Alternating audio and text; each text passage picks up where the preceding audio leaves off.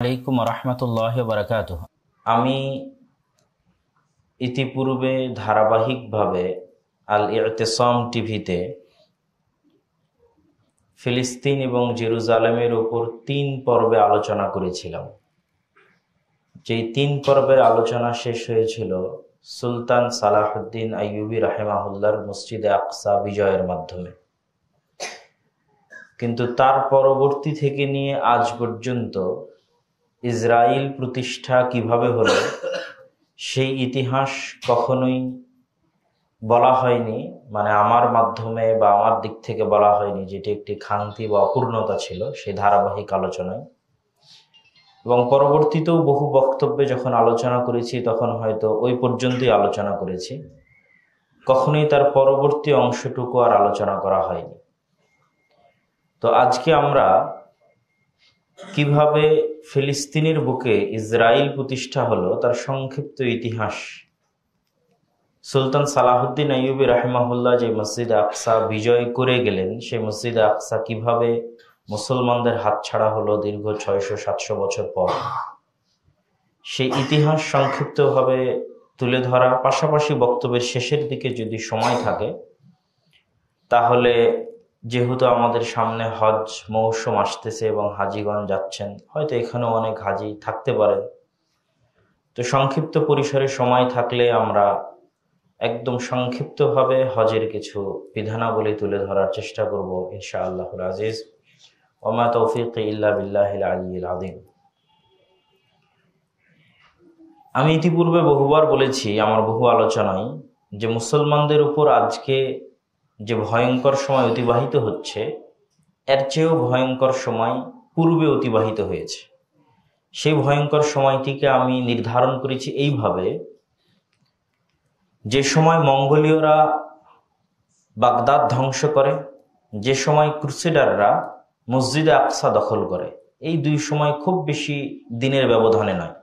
এবং যে সময় স্পেনের পতন হয়, মুসলমানদের স্পেনে পতন হয়, তথা তিনটে বড় ঘটনার যদি আপনি সময়কাল গুগলে সার্চ করেও দেখেন যে কত সালে এটা সংঘটিত হয়েছে, মুসলমানদের হাত থেকে স্পেনের পতন কত সালে সংঘটিত হয়েছে, কর্ডোভা এবং গ্রানাডার পতন, মুসলমানদের উপর মঙ্গোলীয়রা যে হামলা চালিয়েছিল, আব্বাসি খেলাফতের পতন, বাগদাদের পতন, সেটা কত সালে, এবং মুসলমানদের উপর ক্রুসেডাররা যে হামলা চালিয়েছিল এবং মসজিদ আকসা মুসলমানেরা হারিয়েছিল সেটা কত সালে, তাহলে আপনি 100-150 থেকে 200 বছরের ব্যবধানে এই সময়গুলোকে পাবেন।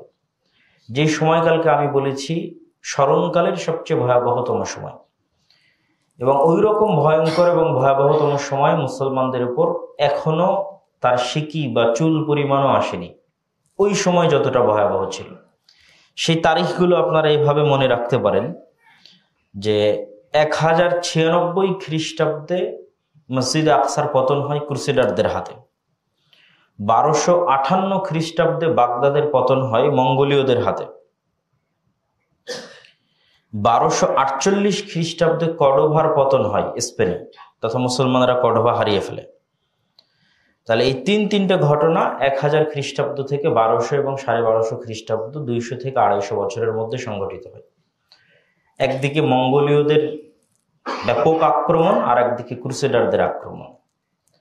এবং ওই সময় যে পরিস্থিতি ছিল সেই পরিস্থিতির পরে এখন আমি যে ঘটনাগুলো, যে ধারা বিবরণীটা দিব, এটা মুসলমানদের কাছে কেন এখনো যদি কেউ ইতিহাসের ছাত্র হয় তার কাছে এটা অকল্পনীয় মনে হবে। সেটা কি? সেটা হচ্ছে মুসলমানদের ইস্তাম্বুল বিজয়। এইটা অকল্পনীয় মনে হবে যদি আপনি ওই সময়ে বসবাস করেন, যে এর পরেও এইরকম ভয়ঙ্কর এবং ভয়াবহতম সময় পার হওয়ার পর মুসলমানের একটা সময় ইস্তাম্বুল বিজয় করবে, এটা অকল্পনীয়। ইস্তাম্বুল বা আজকের তুরস্ক হচ্ছে 1500 বছরেরও অধিক কাল থেকে রোমান এম্পায়ারের রাজধানী। রাসূলুল্লাহ সাল্লাল্লাহু আলাইহি ওয়াসাল্লামের যুগেও রোমান এম্পায়ারের রাজধানী ছিল তুরস্কের কনস্টান্টিনোপল বা আজকের ইস্তাম্বুল। এবং যেই মুহূর্তে মুসলমানেরা ক্রুসেডের যুদ্ধ লড়তেছে ওই মুহূর্তেও ক্রুসেডারদের হেডকোয়ার্টার হচ্ছে তুরস্কের রাজধানী কনস্টান্টিনোপল। তাহলে এইরকম একটা ভয়ঙ্কর এবং ভয়াবহতম সময় পার করার পর মুসলমানেরা ইস্তাম্বুল বিজয় করবে, এটা অসম্ভব, এটা অকল্পনীয়। কিন্তু যেই দিন বাগদাদের পতন হয় মঙ্গোলীয়দের হাতে, ওই সময় আল্লাহ সুবহানাহু ওয়া তাআলা মুসলমানদের দীর্ঘকাল ব্যাপী যেটা সীমানা ছিল, যেই সীমানা মুসলমানেরা হাজারো বছরে অতিক্রম করতে পারেনি, আবু আইয়ুব আল আনসারি থেকে নিয়ে শুরু করে রাদিয়াল্লাহু তাআলা আনহু, উমাইয়া শাসনামল থেকে শুরু করে নিয়ে আব্বাসী শাসনামল থেকে শুরু করে নিয়ে ওই সীমানা মুসলমানেরা কখনোই অতিক্রম করতে পারেনি। সেটা হচ্ছে সিরিয়া এবং তুরস্কের বর্ডার। এই বর্ডারই মুসলমানদের শেষ সীমানা। এরপরে আর কখনো মুসলমানেরা অগ্রগামী হতে পারে না হাজার বছরে। ওই সময় আল্লাহ সুবহানাহু ওয়া তাআলা ওই সীমান্তবর্তী অঞ্চলে উসমানীয় খেলাফতের বীজ বপন করেন। যেই সময় কর্ডোবার পতন হচ্ছে, যেই সময় বাগদাদের পতন হচ্ছে, যেই সময় মসজিদে আকসার পতন হচ্ছে, সেই সময় এক সীমান্ত মুসলমানদের এক সীমান্তবর্তী অঞ্চলে উসমানীয় খেলাফতের বীজ বপন করছেন আল্লাহ সুবহানাহু ওয়া তাআলা। তথা একদিকে যেখানে মুসলমানেরা মনে করতেছে হতাশায় নিমজ্জিত, সেই মুহূর্তে আল্লাহ সুবহানাহু ওয়া তাআলা পরবর্তী উত্থানের শুরুটা করতেছেন। যেই উসমানীয় খেলাফতের হাতে, উসমানীয় খেলাফতের তাকওয়া শুরুর দিকের, পরের দিকের নয়, শুরুর দিকের তাকওয়া, পরহেজগারিতা, জিহাদ ফি সাবিলিল্লাহ, আল্লাহ সুবহানাহু ওয়া তাআলার রাস্তায় জিহাদ করার আগ্রহ, তারা মুসলমানদের যে অনেক আগে থেকে বিজিত যে অঞ্চলগুলো ছিল এইদিকে তারা তাকায়নি। তাদের একটাই দৃষ্টি এখন পর্যন্ত অবিজিত অঞ্চল, যা এখন পর্যন্ত মুসলমানেরা ঢুকতেই পারেনি কোনোদিন, সেটা হচ্ছে ইউরোপ, সেটাই হচ্ছে তুরস্ক, সেটাই কনস্টান্টিনোপল, যা ক্রুসেডারদের হেডকোয়ার্টার। তখনও সেইটা টার্গেট নিয়েই তারা তাদের পুরো জীবন কাটিয়ে দিয়েছে এবং আল্লাহ সুবহানাহু ওয়া তাআলা তাদেরকে এই চেষ্টায় সফলতা দান করেছে। এবং উসমানীয় খেলাফত যখন তার স্বর্ণকাল অতিক্রম করছে সুলতান সুলাইমান আল কানুনির সময়ে, তখন উসমানীয় খেলাফতের অধীনে যে রাষ্ট্রগুলো ছিল আজকের বিশ্বের, মুসলমানদের এই অঞ্চলগুলো বাদ দিচ্ছে, আজকের বিশ্বের যে রাষ্ট্রগুলো ছিল সেগুলো ছিল আজকের যে ইউক্রেনে যুদ্ধ হচ্ছে রাশিয়ার সাথে, এই Ukraine, Hungary, Serbia, Bulgaria, Romania, Macedonia, Greece, Armenia, Cyprus, Georgia, Kosovo, বিশাল ইউরোপের একটা বড় অংশ জুড়ে ছিল উসমানীয় খেলাফত। যেটা আগের ওই অংশটুকু যদি আপনি ওই যুগে যদি বসবাস করেন, যখন ক্রুসেডাররা আক্রমণ করতেছে, যখন মঙ্গোলীয়রা বাগদাদ ধ্বংস করে দিচ্ছে, যখন স্পেনে গ্রানাডা এবং কর্ডোভার পতন হচ্ছে, তখন বসে আপনি এটা কল্পনা করতে পারবেন না যে আজকে যে ইউরোপে বসে মুসলমানদের উপর হামলা হচ্ছে, সেই ইউরোপ একদিন মুসলমানেরা দখল করে নেবে, বড় বড় শহর এবং বড় বড় রাষ্ট্র দখল করে নেবে এবং তাদের অধীনে চলে আসবে। কিন্তু আল্লাহ সুবহানাহু ওয়া তাআলা সেটাই ঘটিয়েছে। এবং ইস্তাম্বুল বিজয় হয় 1453 খ্রিস্টাব্দে।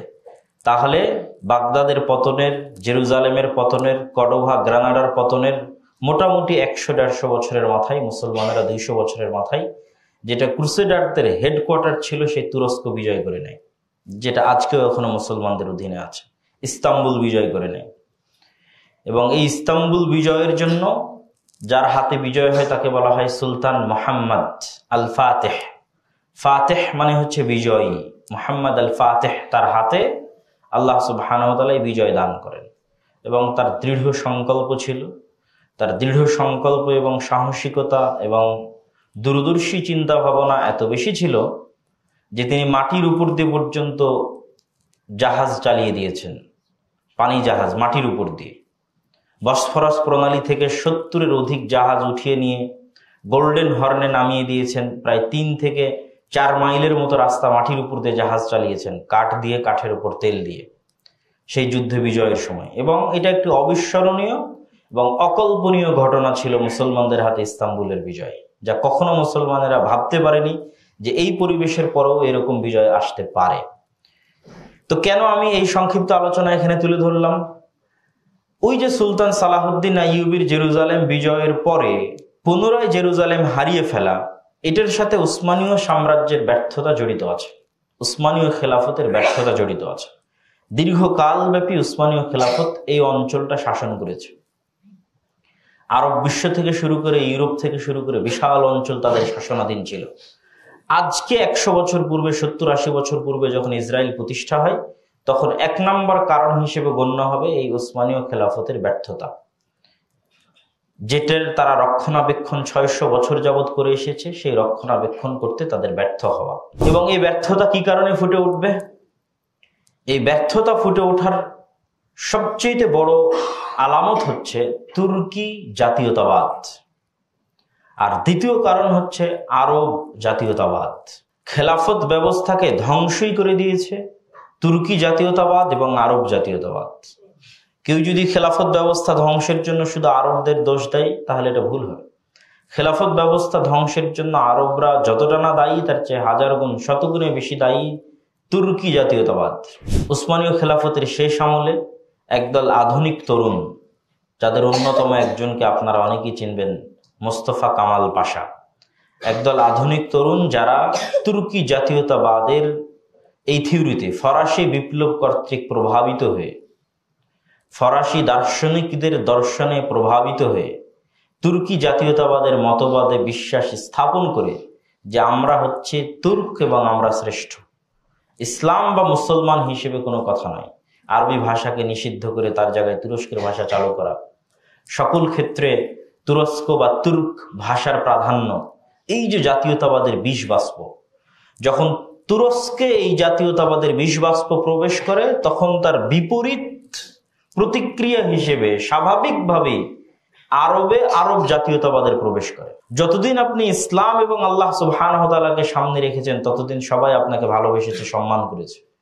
যখন আপনি ইসলাম এবং আল্লাহ সুবহানাহু ওয়া তাআলার এই যে সকলকে এক রাখার যে মূলনীতি, এইটাকে সংকীর্ণ করে তুর্ক জাতীয়তাবাদকে প্রমোট করবেন বা তুর্ক জাতীয়তাবাদের অধীনে চলে যাবেন, তখন স্বাভাবিকভাবেই আরবরা আপনার বিদ্বেষী হবে এবং তারা বলবে আমি তোমার চেয়ে শ্রেষ্ঠ, তুমি কে? তখন আরব জাতীয়তাবাদের উত্থান হয়। একদিকে আরব জাতীয়তাবাদের উত্থান, আর একদিকে তুর্ক জাতীয়তাবাদের উত্থান। ঠিক এই সময় সংঘটিত হয় প্রথম বিশ্বযুদ্ধ 1914 সালে। এই প্রথম বিশ্বযুদ্ধে উসমানীয় খেলাফত যে অংশের সাথে যুক্ত হয় সেই অংশই পরাজিত হয় প্রথম বিশ্বযুদ্ধে। আর ব্রিটেন আরব কান্ট্রিগুলোকে ওয়াদা দেয়, যেমন শরীফে মক্কাকে ওয়াদা দেয়, যেহেতু আগেই তুর্ক জাতীয়তাবাদ এবং আরব জাতীয়তাবাদের বিষ বাষ্প জ্বালিয়ে দেওয়া হয়েছে, সুতরাং কেউ আর কাউকে সহ্য করতে পারে না। তুর্করা আরবদেরকে সহ্য করতে পারে না, আরবরা তুর্কদেরকে সহ্য করতে পারে না। আরবরা মনে করে যে আমরা তাদের অধীনস্থ, আর তুর্করা মনে করে আমরা ওদের কৃষ্টি কালচার নিয়ে আছি, আরবদের কৃষ্টি কালচার নিয়ে আছে, আরবদের ভাষা নিয়ে আছে, আমাদের ভাষা কেন আরবি হবে, আমাদের রাষ্ট্র কেন আরবিতে চলবে, তুর্ক ভাষায় চলবে। তো আগে থেকেই যে বিষ বাষ্প জ্বালিয়ে দেওয়া ছিল, এই বিষ বাষ্পে ব্রিটেন ওয়াদা করে যে তোমরা যদি এই প্রথম বিশ্বযুদ্ধে আমাদের সঙ্গী হও, তাহলে তুর্কদের হাত থেকে মুক্ত করে তোমাদেরকে আরব দিয়ে দেব, পরিপূর্ণ আরব তোমাদেরকে দিয়ে দেওয়া হবে। এই জায়গায় ব্রিটেন বিশ্বাসঘাতকতা করে আরব দেশগুলোর সাথে। যখন প্রথম বিশ্বযুদ্ধে উসমানীয় খেলাফতের পতন হয়, তখন ব্রিটেনের ওয়াদা অনুযায়ী পুরো আরব অঞ্চল মুসলমানদের দিয়ে দেওয়ার কথা, কিন্তু ব্রিটেন তার সঙ্গী সাথীদের সাথে গোটা আরব অঞ্চল ভাগ করে নেয়। সিরিয়া, জর্ডান, লেবানন ভাগ করে নেয়, ফিলিস্তিনও সেই ভাগে পড়ে। পরবর্তীতে ধীরে ধীরে অন্যান্য দেশগুলো স্বাধীনতা লাভ করেছে, যেমন আমরা ব্রিটেনের কাছ থেকে স্বাধীনতা লাভ করেছি। ওই একই সমসাময়িক সময়, প্রথম বিশ্বযুদ্ধ থেকে দ্বিতীয় বিশ্বযুদ্ধের এই সময়টাই হচ্ছে ইসরায়েল প্রতিষ্ঠার মূল সময়। তো আমরা যেমন ব্রিটেনের কাছ থেকে স্বাধীনতা লাভ করেছি, এরকম আরো বহু আরব দেশ, সিরিয়া, মিশর, তারাও স্বাধীনতা লাভ করেছে ব্রিটেন অথবা ব্রিটেনের অন্যান্য সহযোগী ঔপনিবেশিক দেশের কাছ থেকে। কিন্তু ফিলিস্তিনের ভাগ্যে কি হয়েছে? যখন আরব মুসলমানেরা বুঝতে পারে যে ব্রিটেন তাদের সাথে বিশ্বাসঘাতকতা করেছে, তখন দ্বিতীয় বিশ্বযুদ্ধের সময়ে আরব মুসলমানেরা সেভাবে ব্রিটেনের সাথ দেয়নি। দ্বিতীয় বিশ্বযুদ্ধ 1938 সালে শুরু হয়। তখন আরব মুসলমানেরা ব্রিটেনের সেভাবে সঙ্গী বা সাথী হওয়ার চেষ্টা করেনি, কিন্তু তার বিপরীতে ইহুদিরা ব্যাপকভাবে ব্রিটেন এবং আমেরিকার সহযোগিতা করেছে, যুদ্ধে অংশগ্রহণ করেছে। ইহুদিদের সম্পূর্ণ আলাদা প্লাটুন ছিল দ্বিতীয় বিশ্বযুদ্ধে ব্রিটেনের পক্ষে লড়াই করার জন্য। এবং দ্বিতীয় বিশ্বযুদ্ধের সবচেয়ে যে ভয়ঙ্কর ঘটনার কারণে ইসরায়েলের তৈরি হয়, সেটি হচ্ছে হিটলারের ইহুদিদের প্রতি অত্যাচার। হিটলার কয়েক লক্ষ ইহুদিকে হত্যা করে জার্মানে, এবং জার্মান থেকে স্রোতের মতো ইহুদিরা শরণার্থী হিসেবে বিভিন্ন দেশে পাড়ি জমায়। তখন আমেরিকা এবং ব্রিটেনের মাথা ব্যথা হয়ে দাঁড়ায় যে এই ইহুদিদেরকে তারা কোথায় জায়গা দিবে। তারা এই বিষ বাষ্প তাদের গায়ে, তাদের শরীরে উঠাতে চায়নি। কেননা পৃথিবীর ইতিহাসে কখনোই, এই শতাব্দীর আগে পৃথিবীর ইতিহাসে কখনোই ইহুদি খ্রিস্টানে ঐক্য হয়নি, বরং ইহুদি মুসলমানে ঐক্য হয়েছে। কিভাবে? আপনি যদি উসমানীয় খেলাফতের ইতিহাস ঘাটেন তো দেখবেন গোটা ইউরোপে ইহুদিরা অত্যাচারিত হয়ে উসমানীয় খেলাফতে আশ্রয় নিয়েছে। আপনি যদি স্পেনের ইতিহাস ঘাটেন তাহলে দেখবেন ফ্রান্স, জার্মান ইত্যাদি জায়গায় অত্যাচারিত হয়ে স্পেনের খেলাফতে ইহুদিরা আশ্রয় নিয়েছে। তথা সবসময় ইহুদিদের উপর অত্যাচার করেছে খ্রিস্টানেরা। কেননা তাদের এটা বিশ্বাস যে তাদের নবীকে কে হত্যা করেছে? ইহুদিরা হত্যা করেছে। যদিও আমরা বিশ্বাস করি ঈসা আলাইহিস সালাতু ওয়াস সালাম নিহত হননি, জীবিত আছে, কিন্তু যেহেতু খ্রিস্টানরা বিশ্বাস করে তাদের নবী নিহত এবং তাদের নবীর হত্যাকারী ইহুদি, সুতরাং তাদের মধ্যে কখনোই ঐক্য হতে পারে না। এটা ইম্পসিবল। এই ইম্পসিবল জিনিসটাই এই যুগে এসে সম্ভব হয়েছে। এবং এই দীর্ঘকাল ব্যাপী ইহুদিরা বিভিন্ন অঞ্চলে নির্যাতিত হয়ে মুসলমানদের কাছে আশ্রয় নিয়েছে এবং মুসলমানের আশ্রয় দিয়েছে। এটা আপনি ইতিহাসের পাতা খুললেই পাবেন যে মুসলমানের আশ্রয় দিয়েছে। এই জন্য ব্রিটেন আর আমেরিকা কখনোই চায়নি যে এই বিষ বাষ্প তাদের ঘাড়ে নিয়ে যেতে। দ্বিতীয় বিশ্বযুদ্ধের পর তারা এটাকে মোক্ষম সুযোগ হিসেবে ব্যবহার করে যে এদের যদি আমরা আরব মুসলমানদের উপর চাপিয়ে দিই তো এরা বুঝবে, আর এর সাথে আমাদেরও, যতদিন ইসরায়েল আমাদের সাথে আছে ততদিন আরব বিশ্বের মধ্যে আমাদের একটা প্রভাব থাকবে, অতএব তাদেরকে আরব বিশ্বে জায়গা দেওয়া হোক। তো প্রথম বিশ্বযুদ্ধের পর যেই ঘোষণা ব্রিটেন দিয়েছিল, যেটাকে বেলফোর ঘোষণা বলা হয় 1917 সালে, সেই ঘোষণার পর থেকে নিয়ে ব্রিটেন ফিলিস্তিন ছাড়ার আগ পর্যন্ত মনে রাখতে হবে যে আগে এই ফিলিস্তিনের অধিকারী ছিল তুর্করা। আরবদেরকে ব্রিটেন ওয়াদা দিল যে তোমাদেরকে তুর্ক থেকে মুক্ত করে দেবো, আমাদের সঙ্গে হও। এই ওয়াদা দিয়ে আরবদেরকে সাথে নিয়ে যখন তুর্কের পতন হলো প্রথম বিশ্বযুদ্ধের পর, ব্রিটেন আর আরবদেরকে দিল না ফিলিস্তিন, ব্রিটেন নিজের কাছে রেখে দিল ফিলিস্তিন। এবং ব্রিটেন এই ফিলিস্তিন ছাড়লো দ্বিতীয় বিশ্বযুদ্ধের পর। যেমন দ্বিতীয় বিশ্বযুদ্ধের পর আমাদেরকে ছেড়ে দিয়েছে ব্রিটেন, 1947 সালে ভারত পাকিস্তান স্বাধীন হয়েছে, ঠিক একই সময়ে 1948 সালে তারা ফিলিস্তিন ছেড়েছে। তাহলে এই মধ্যের সময়টুকুতে এই ফিলিস্তিন পরিচালিত হয়েছে ব্রিটেনের অধীনে, প্রথম বিশ্বযুদ্ধ থেকে না দ্বিতীয় বিশ্বযুদ্ধের মধ্যে। এবং এই সময়ে যত রকমের বিশ্বাসঘাতকতা, সকল বিশ্বাসঘাতকতা ব্রিটেন মুসলমানদের সাথে করেছে, তথা ফিলিস্তিনের মুসলমানদের সাথে করেছে। এবং 1947-48 যখন তারা ঘোষণা দিল, তখন 10% ইহুদির জন্য অর্ধেক ফিলিস্তিনের জমি বরাদ্দ দিয়ে দিল, দ্বিজাতি তত্ত্ব। ব্রিটেন নিজে থেকে এটা করেনি, ব্রিটেন বুদ্ধি করে এটা জাতিসংঘের উপর চাপিয়ে দিয়েছে। তখন জাতিসংঘ সমাধান দিয়েছে 2 রাষ্ট্রের জন্য 2টা দেশ করে দেওয়া হোক। তো যাদের সংখ্যা অল্প তাদের জায়গা দিতে হবে অল্প, কিন্তু যাদের সংখ্যা মাত্র 10% তাদের জন্য জায়গা দিল অর্ধেক, আর যাদের সংখ্যা 90% তাদের জন্য জায়গা দিল অর্ধেক। হয়তো তখন আরবের মুসলমানেরা এই সিদ্ধান্ত মেনে নিতে পারতো। তখন এই সিদ্ধান্ত মেনে নিলে কি হতো আল্লাহ ভালো জানে। যেমন আমরা ব্রিটেনের সিদ্ধান্ত 1947 সালে মেনে নিয়েছি। পাকিস্তানের মতো বাংলাদেশ, বাংলাদেশের মতো ভারত, ভারতের মতো আছে। তো 1947-48 জাতিসংঘ যেই সিদ্ধান্ত দিল, এই সিদ্ধান্ত আরব মুসলমানেরা মানেনি।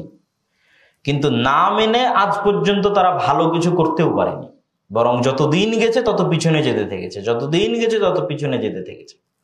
তাহলে ওই সময় আরব মুসলমানেরা এই সিদ্ধান্ত না মেনে হুট করে যুদ্ধ শুরু করে ইসরায়েলের বিরুদ্ধে, যেটাকে বলা হয় আরব ইসরায়েল প্রথম যুদ্ধ। যখন জাতিসংঘ এই সিদ্ধান্ত দেয় তখন এই সিদ্ধান্তের বিরুদ্ধে গিয়ে যুদ্ধ শুরু হয়। এই সিদ্ধান্ত মানা হয়নি, না মেনে যুদ্ধ শুরু হয়। আর এই যুদ্ধই ইসরায়েলকে প্রতিষ্ঠা হওয়ার মোক্ষম সুযোগ দেয়। কেন? আমি আবারও স্মরণ করিয়ে দিই, প্রথম বিশ্বযুদ্ধ থেকে নিয়ে দ্বিতীয় বিশ্বযুদ্ধ 1917 থেকে নিয়ে এই 47-48 পর্যন্ত এই অংশটা শাসন করেছে ব্রিটেন।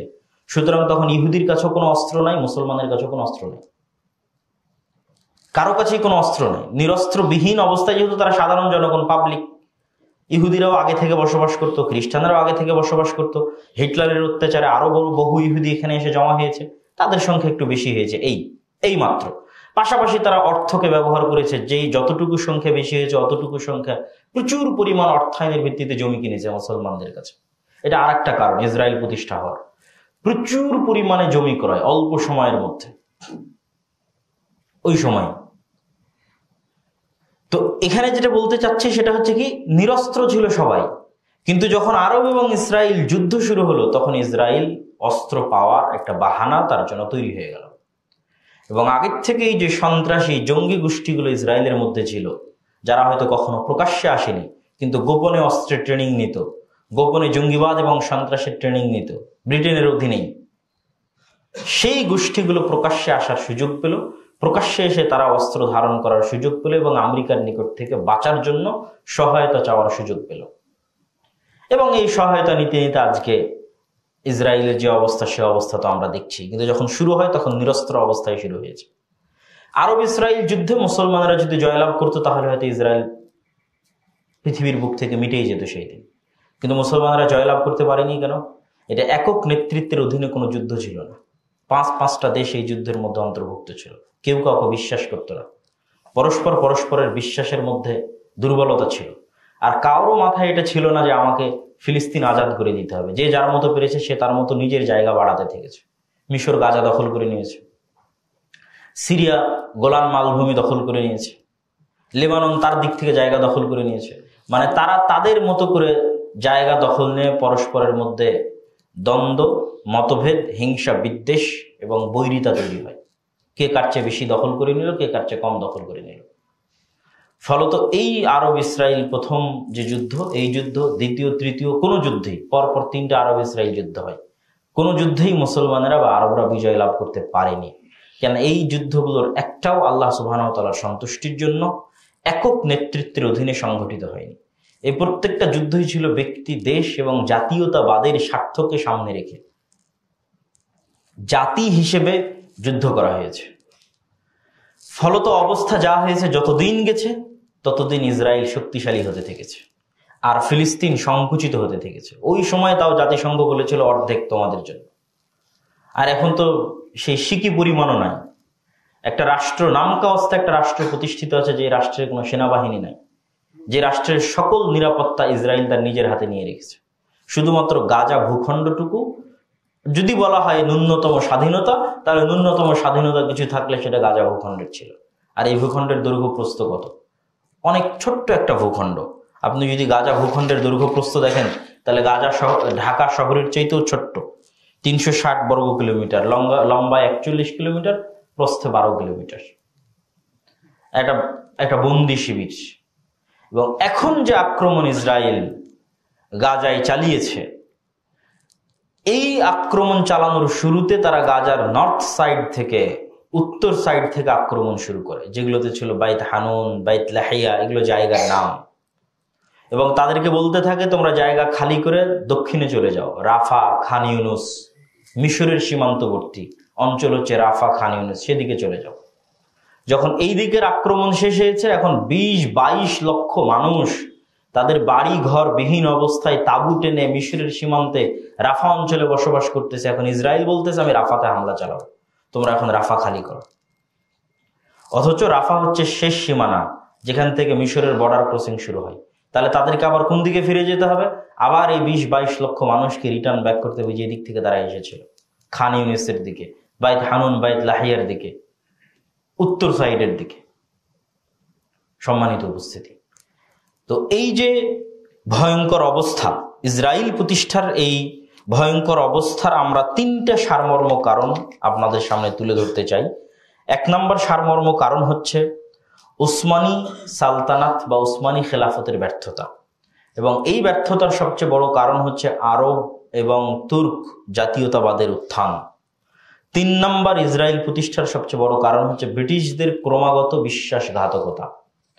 শুরু থেকে নিয়ে শেষ পর্যন্ত ব্রিটিশদের ক্রমাগত বিশ্বাসঘাতকতা। আর 4 নম্বর কারণ হচ্ছে ইহুদিদের সন্ত্রাসবাদিতা, আমেরিকার সহযোগিতা এবং অর্থের ব্যবহার, প্রচুর পরিমাণে অর্থের ব্যবহার। অর্থ দিয়ে মানুষকে গোলাম বানানো যায়। এই পয়েন্টে আরেকটু কথা না বললে এটা অস্পষ্ট থেকে যাবে যে অর্থনৈতিক স্বাধীনতা ছাড়া কখনোই মুসলমান বা ব্যক্তি স্বাধীনতা বা রাষ্ট্রের স্বাধীনতা সম্ভব নয়। আর এই অর্থনৈতিক স্বাধীনতা ধ্বংস করে হচ্ছে সুদী সিস্টেম। একটা মানুষের ব্যক্তিগত অর্থনৈতিক স্বাধীনতা ধ্বংস করে সুদী সিস্টেম, একটা রাষ্ট্রের অর্থনৈতিক স্বাধীনতা ধ্বংস করে সুদী সিস্টেম। এগুলো সকল স্বাধীনতা ধ্বংসের একটা অন্যতম মাধ্যম হচ্ছে সুদী সিস্টেম। এমনকি ইতিহাস প্রমাণ করে যে ফিরআউন যে ইউসুফ আলাইহিস সালাতু ওয়াস সালামের পরবর্তী বংশধরকে গোলাম বানিয়েছিল, যেখানে ইউসুফ আলাইহিস সালাতু ওয়াস সালাম নিজে ছিলেন অর্থমন্ত্রী এবং অর্থমন্ত্রী থাকায় তিনি সুচারুরূপে ফাইন্যান্স করতেন এবং কল্যাণকামিতা এবং ধন সম্পদের বরকতে রাষ্ট্র পরিপূর্ণ হয়ে গেছিল, সেই ইউসুফ আলাইহিস সালাতু ওয়াস সালামের পরবর্তী বংশধরেরা কিভাবে ফিরআউনের গোলাম হয়। তো ইতিহাসে লেখা আছে, যেমন কারুনের বর্ণনা এসেছে যে ফিরআউনের যুগে একজন ধনপতি ছিল কারুন। তো সে ধনপতি হয়েছিল কিভাবে এবং এই বানু ইসরায়েলকে গোলাম বানানো হয়েছিল কিভাবে, সেখানে একটা কারণ এসেছে, সেটা হচ্ছে সুদ। সুদের ভিত্তিতে লোন দিয়ে গোলাম বানানো এবং একটা বিশাল বৃহত্তম অংশকে জাস্ট অন্য আর 10টা কারণের মধ্যে এটি একটি বড় কারণ ছিল যে সুদের ভিত্তিতে লোন দিয়ে তাদেরকে গোলাম বানিয়ে তাদের অর্থনৈতিক স্বাধীনতাকে হরণ করা হয়েছিল। এবং আজকের বিশ্ব দ্বিতীয় বিশ্বযুদ্ধের পর থেকে নিয়ে আজ পর্যন্ত সমগ্র পৃথিবীতে যেই পরিমাণ সুদী সিস্টেম নিজাম প্রতিষ্ঠা করা হয়েছে এবং যেই পরিমাণ সুদী ব্যাপকতা প্রচলন ঘটানো হয়েছে, তা মুসলমান দেশগুলো এবং মুসলমানদের জন্য এক প্রকার পরাধীনতার একটি বড় মাধ্যম হিসেবে কাজ করেছে। যেমন ইসরায়েল প্রতিষ্ঠার ক্ষেত্রে করেছে, যেমন ফিলিস্তিন ধ্বংসের ক্ষেত্রে করেছে, তেমন আজও অব্যাহতভাবে এই কারণটি আমাদের জন্য অর্থনৈতিক গোলামি এবং অর্থনৈতিক দাসত্বের কারণ হিসেবে আমাদের কাছে থেকে যাচ্ছে এবং অব্যাহতভাবে আছে। সম্মানিত উপস্থিতি, তাহলে এই সংক্ষিপ্ত আলোচনা থেকে আমরা কি শিখতে পারি? এই সংক্ষিপ্ত আলোচনা থেকে এতটুকু শিক্ষা যে আবারও শুরুর কথায় ফিরে যাই, যে যেই মুহূর্তে বাগদাদের পতন হচ্ছে, জেরুজালেমের পতন হচ্ছে, কর্ডোবার পতন হচ্ছে, তখন কেউ ভাবেনি যে মুসলমানের একদিন ইস্তাম্বুল বিজয় করতে পারবে, কিন্তু তখন আল্লাহ সুবহানাহু ওয়া তাআলা সেই ব্যবস্থা তৈরি করে রেখেছিলেন। তো আজকে তার ওই মতো খারাপ পরিবেশ তৈরি হয়নি, কিন্তু তারপরও খারাপ পরিবেশ। তার মানে এখানে হতাশার কিছু নাই। আল্লাহ সুবহানাহু ওয়া তাআলা অবশ্যই হয়তো একদল মানুষ যাদের অন্তর কলুষিত হয়ে গেছে, হিংসা বিদ্বেষে পরিপূর্ণ হয়ে গেছে, সত্য মিথ্যের সংমিশ্রণ ঘটেছে, যেমন আমার ছোট ভাই আব্দুর রহিম যে ত্রাণ কার্যক্রম পরিচালনা করছে ফিলিস্তিনিদের মাঝে রাফা সীমান্তে, তারও একই বক্তব্য যে আব্দুল্লাহ ভাই, তুমি যে তোমার বক্তব্যে বলো যে আজকের মুসলমানেরা ধোঁকায় মিথ্যাবাদিতাই বনু ইসরাইল হয়ে গেছে, তা আমি ত্রাণ কাজ পরিচালনা করতে এসে দেখছি যে এক মুসলমান আর এক মুসলমানের রক্ত বিক্রি করতে দ্বিধা করে না, রক্ত সম্মান ইজ্জত বিক্রি করতে দ্বিধা করে না। তো যাদের অন্তর এরকম কলুষিত হয়ে গেছে তাদের দিয়ে তো আর আল্লাহ সুবহানাহু ওয়া তাআলা বিজয় দিবেন না। বিজয় দেওয়ার জন্য সততা, ন্যায়পরায়ণতা, সাহসিকতা জরুরি। যার মধ্যে সততা নাই, ন্যায়পরায়ণতা নাই, তার হাতে আল্লাহ সুবহানাহু ওয়া তাআলা বিজয় দিবেন না। কিন্তু এরকম সৎ এবং ন্যায়পরায়ণ জাতি আল্লাহ অবশ্যই কোথাও তৈরি করছেন এবং অবশ্যই তৈরি হচ্ছে এবং হবে, যাদের হাত দিয়ে পুনরায় আল্লাহ সুবহানাহু ওয়া তাআলা মুসলমানদের এই বিপদ এবং এই জুলুম, এই অত্যাচার থেকে তাদেরকে রক্ষা করবেন, এতে সন্দেহের বিন্দুমাত্র অবকাশ নেই। আর আমাদের ভুলগুলো থেকে শিক্ষা কি? এই ভুলগুলো থেকে শিক্ষা নেওয়ার অন্যতম একটা শিক্ষার বিষয় হচ্ছে জাতীয়তাবাদ, যা খেলাফতকে ধ্বংস করেছে, যা আজও অব্যাহতভাবে মুসলমানদেরকে ধ্বংস করতে পারে এবং করে যাচ্ছে। আমি বাংলাদেশি, অমুক পাকিস্তানি, অমুক ইন্ডিয়ান, অমুক হচ্ছে কাতারি, অমুক সৌদি, এই যে জাতীয়তাবাদের নেশা, এটাকে আল্লামা ইকবাল বলেছেন এটা হচ্ছে নতুন প্রভু বা নতুন শিরকের মূর্তি। তিনি বলেছেন আগের যুগে মূর্তি তৈরি হতো, মানুষ হাত দিয়ে মূর্তি তৈরি করে তার পূজা করত। এখন এমন একটা মূর্তি তৈরি হয়েছে যে মূর্তিকে দেখা যায় না, সেই মূর্তির নাম জাতীয়তাবাদ, আর এই মূর্তির পূজা করতেছে মুসলমানেরা। এটা একটা শিক্ষা, জাতীয়তাবাদ থেকে বের হয়ে আসতে হবে। মুসলমানদের ভ্রাতৃত্বের মাপকাঠি একমাত্র তাদের ঈমান, কালিমাতু লা ইলাহা ইল্লাল্লাহ, এই বিশ্বাস স্থাপন করতে হবে। দ্বিতীয়ত এখান থেকে আরেকটা জিনিস যেটা শিক্ষা নিতে হবে সেটা হচ্ছে তারা হচ্ছে আউলিয়া ও বা'দহুম আউলিয়া ও বা'জ। ইহুদি খ্রিস্টানরা হচ্ছে পরস্পরের মিত্র। তারা কখনোই আপনার প্রতি সন্তুষ্ট হবে না যতক্ষণ না আপনি আপনার দ্বীনকে তাদের জন্য বিসর্জন না দিচ্ছেন। অতএব ব্রিটেনের কথাকে বিশ্বাস করে আরবের মুসলমানেরা যে ভুল করেছে, কখনোই এই ধরনের যারা বিধর্মী আছে, যারা কন্টিনিউয়াসলি চেষ্টা করছে ইসলাম এবং মুসলমানকে দুনিয়ার বুক থেকে মিটিয়ে ফেলার জন্য, তাদের কথাকে বিশ্বাস করে তাদের প্ররোচনায়, তাদের ফাঁদে পা না দেওয়া, এটা একটা চরম শিক্ষণীয় বিষয়। তৃতীয় শিক্ষণীয় বিষয় হচ্ছে আল্লাহ সুবহানাহু ওয়া তাআলা উসমানীয় খেলাফতের হাতে যে ইস্তাম্বুল বিজয় করেছিলেন, বাগদাদের পতনের পর, কর্ডোবার পতনের পর, জেরুজালেমের পতনের পর, তার